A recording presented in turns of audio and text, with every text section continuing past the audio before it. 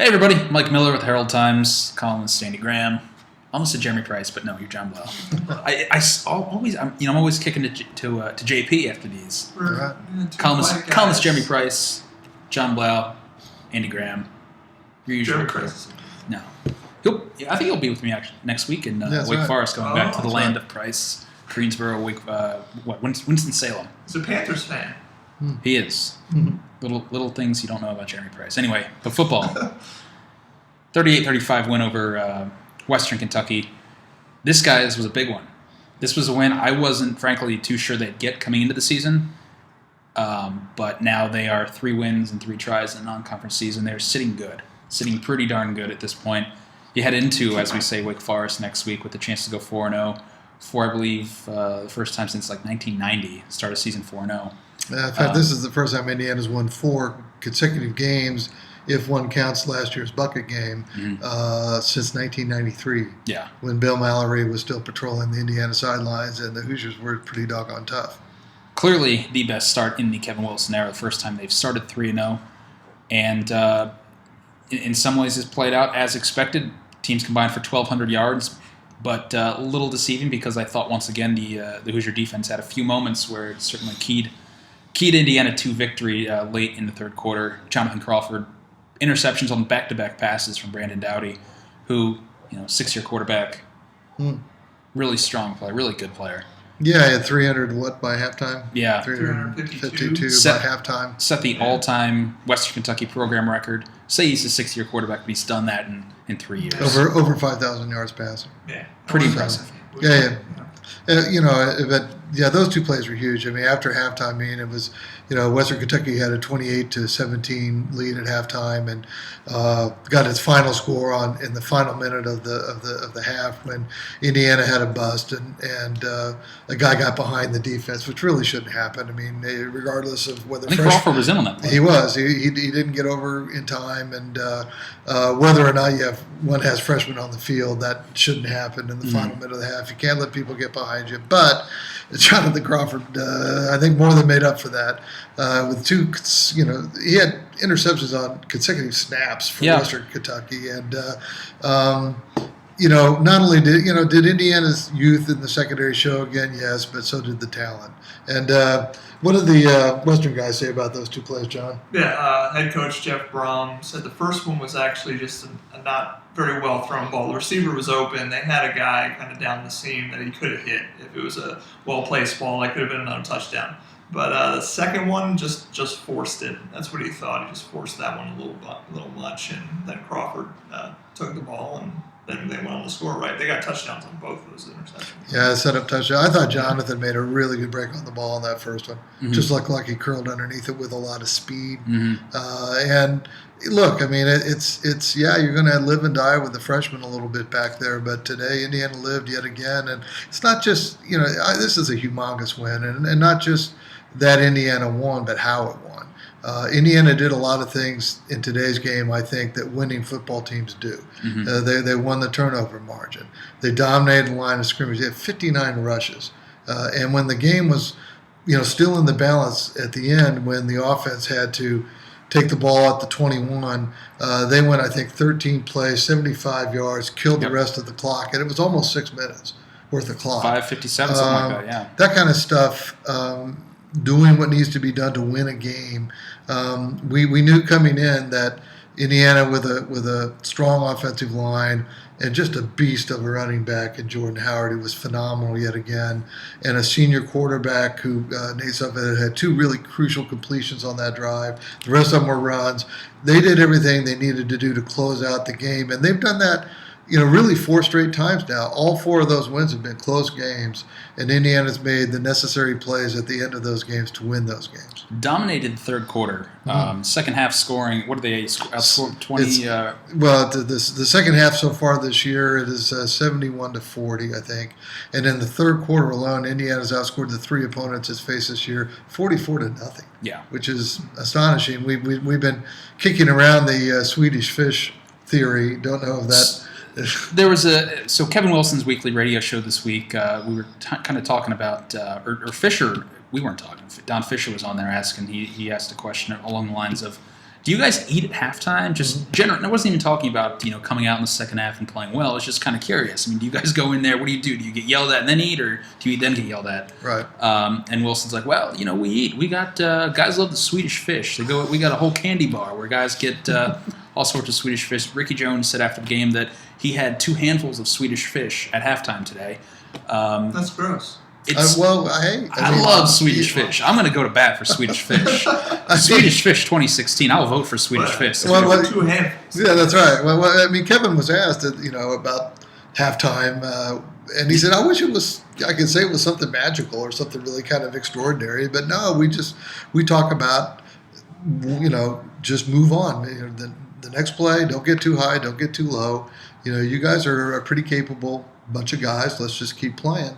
And I think that there's some maturation and some confidence and some things starting to show up. I mean, he talks about the buy-in that this team has, and I think they think they're going to win. I mean, for an Indiana football team, that's a huge deal. If they start believing, if they start thinking, no, we're going to win the game. Indiana football fans have seen the Hoosiers drop a lot of close games over the years. But boy, if they start winning them, obviously it could they're halfway to 6 now, and it might be more than 6. It's a product of a lot of things. I think when we talk about some of these young guys back there, I mean, they don't know any better. They don't know the history of Indiana football. They don't know the last 3 years. I mean, we talked about this with Brandon Shelby earlier this week, where they make a mistake, they come back out and make another play. They don't know any better. They're just playing. I mean, they play football, but they've not been at this level. They're just kind of going out there, going play to play. Jordan Howard comes here. He doesn't know any better. He's just out here running. He's kind of the guy. Nate Sudfeld's just happy to be back. I mean, he's kind of asserting himself. A lot of different things at play with this right now. I will say this, though, Andy. I'm going to tip my cap to you. You called this game almost exactly the way it unfolded about 2 months ago. We were just sitting in the office, and really, every once in a while for the last 2 months, we've been kicking this around. I guess right every now and again. Yes, every once in a while. Our sage of the Hoosier Scoop. You did predict a power running attack from Indiana might be the decisive in this game, in this particular game. There were a lot of different ways. Maybe this game could have been won, but that was one of them. I mean, I thought that was a potentially viable way for Indiana to play this game, and they ran the ball 59 times. I mean, I'm not sure what the highest run total is for the Wilson era, but that's probably close to it, or getting up there. In any case, I mean, Nate Sudfeld talked at Media Day about what we were discussing earlier too, and that he said, I think we're good. And I think we need to believe that we're good. And I think it doesn't really matter that we wear Indiana uniforms. I don't care what happened in the past, and that's the attitude we have to adopt. And so, as you say, I mean, there's some of the guys are new, and but some of the older guys. I mean, Wilson's talked about the senior leadership on this team really, really being good. And so, look, I mean, all the games have been close. One could make the argument they could be just almost as easily 0-3 as 3-0. I don't really buy that. They've made the plays that one needs to make to win the games. They've come through in the clutch. They've dominated the second half. Yeah. That's another thing too, that they think they're going to win the second half.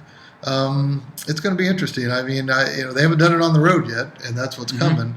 But I do think that Indiana fans really have a team that's going to be intriguing to watch develop now.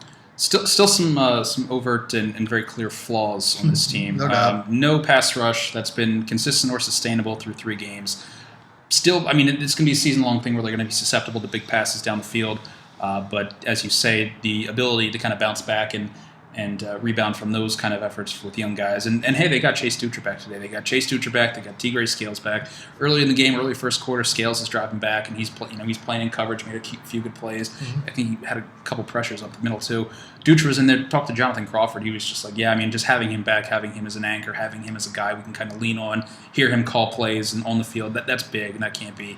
And that's a good team they played today. It's a good offensive team they played today. The Indiana defense played. Very good. Because, I mean, Doughty is legit. I mean, we're looking at him in the press box. I don't know what you could really see on television, but he can see the field. He reads blitzes really well. I mean, one of the reasons Indiana didn't get much pressure was because anytime Indiana brought somebody, he anticipated it. He would throw a hot read. He was ready to go. And I remember Coach Shelby was talking about that too. He said it's almost like watching Andrew Luck. I mean, he understands what's going on, and he gets the ball out. Yeah. And it's hard to put pressure on him. Mm-hmm. And I mean, look, they score in the 40s all the time. Mm-hmm. But they didn't score 40 today. If they scored 40, they would have won. Indiana's defense held them to 7 second-half points, and that's a huge win for the defense today. Really encouraging. A lot of momentum can potentially come from this. We'll see next week. I don't think. Well, maybe I shouldn't even go there. I was going to say I'm just going to say it. I don't think Wake Forest is very good, but I don't know that means a whole lot. They're going to be playing this video relentlessly in their locker room all week. So, you know what else they're going to be playing? But is they're going to be Kevin Wilson. They already gave him that. Kevin Wilson is a North Carolina grad. For those of you who didn't hear it, and I don't think Kevin likes the Deacons very much. I mean, it's a Tobacco Road rival, and he even said, "I like the Deacons. We're going to kick their posterior." And he said that in public on camera, so I'm sure they'll be replaying that a few times too. They probably care more about what Kevin has to say than anybody else, and they will make hay with that. But, look, Indiana is just, emotion that is engendered from locker room material lasts for about a series or two. Mm-hmm. And then usually the better team wins. And so, it's not that big a deal. Kevin, fully intends to go in there and take the Deacons on. I'm sure that's true. Going to be very interesting to see for a number of reasons. A lot of guys in their first road game, but bottom line, IU's 3-0. Hasn't always been pretty, but they've found ways to win, and they've earned this 3-0 record so far. We'll see how it plays off from here. Halfway to 6, maybe more. Halfway to 6. You have to take them one play at a time, as they say. All the cliches matter, but now it gets interesting. This was a game where people looked at Indiana's non-conference schedule and they thought, well, Hoosiers need to at least go 3-1, mm-hmm. but 4-0 would be really nice. Very nice for a number of reasons, because when they finish with Wake Forest, they're getting into the teeth of the schedule. They're going to have Ohio State, Michigan State, and I think after they get through that, their morale, where they are, that's really going to determine where they kind of. That's Ohio State, Penn State, I think. Ohio State, Penn State. Penn State, I think, is a toss-up, as you've alluded to in the past. We got to end this, but a lot to talk about this coming week. We'll check in later. Thanks for watching, guys. Appreciate it. Thanks, guys.